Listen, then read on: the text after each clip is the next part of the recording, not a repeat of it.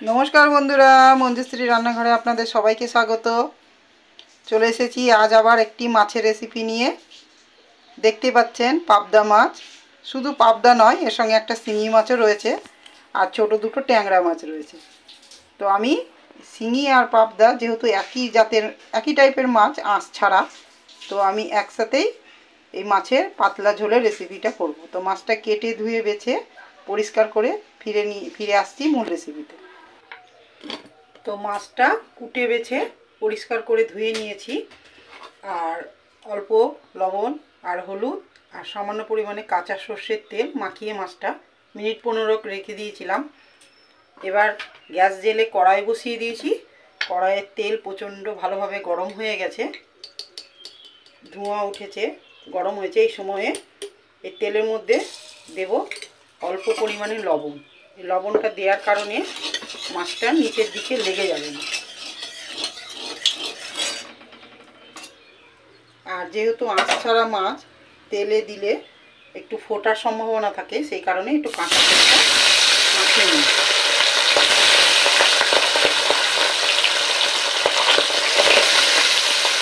ওই মাছ খুব বেশি ভাজার দরকার নেই, আর ঢাকা ঢাকা দিয়েই ভাজতে হয়, কেননা একটু ফোটে। তো হালকা করে এপি টুপি নেড়ে নিতে হবে। দুবারে মাছটা ভেজে নেব। একবারে এরকম হালকা করে ভেজেছি এবং দ্বিতীয়বারে এরকম হালকাভাবেই ভেজে নেব।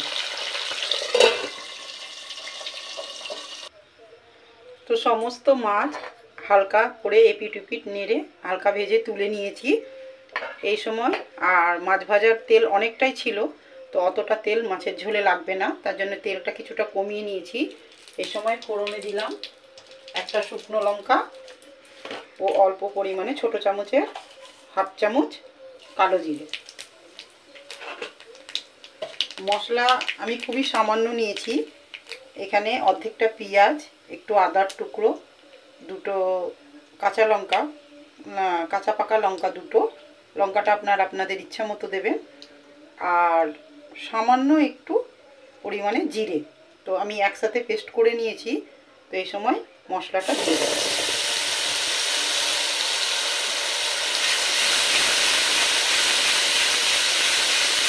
আমরা তো পাবদা মাছ তেল ঝাল খাই, সর্ষে পোস্ত বাটা দিয়ে খাই।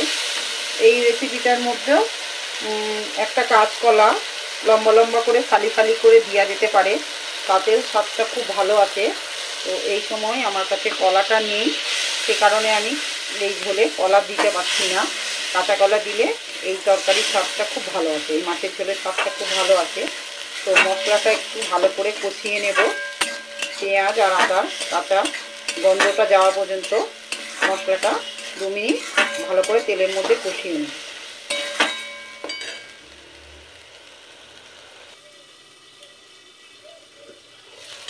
তো মশলাটা মাঝে আমি দুবার নেড়ে দিয়েছিলাম, আর সেই সময়ই দিয়ে দিয়েছিলাম হাফ চামচ লবণ, পরিমাণ মতন লবণ আর হাফ চামচ হলুদ। আমি এখানে কোনো শুকনো মশলা দেব না, কেননা ঝোলটা আমি স্বাস্থ্যকর পাতলা করব। তো এই তেল ছেড়ে দিয়েছে, মশলা থেকে তেল ছেড়ে দিয়েছে। তো এই সময় দিয়ে দেব ঝোলের জন্য পরিমাণ মতন জল, কেননা মাছের ঝোল একটু পাতলা হলেই খেতে সুস্বাদু বেশি হয়। তো জল দিয়ে দিলাম। আর আগেই বললাম যে কলা দিলে এই ঝোলটার স্বাদ আরও খুব ভালো আসে। আর এই সময় দিয়ে দেব কয়েক টুকরো টমেটো। টমেটোটা আমি গোটা গোটাই রাখবো, কেননা সেই কারণে আমি তেলে দিইনি, তেলে দিলে সম্পূর্ণটা গলে যেত। তো টমেটো দিয়ে আমি ঢাকা দিয়ে ঝোলটা ফুটতে দেব।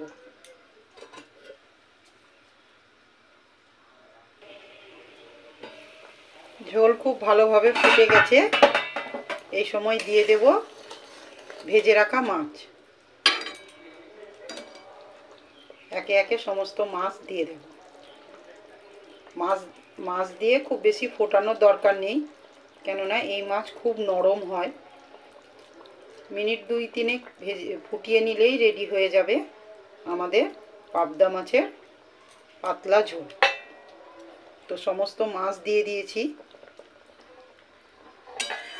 আবারও ঢাকা দিয়ে 2 মিনিট হতে দেব।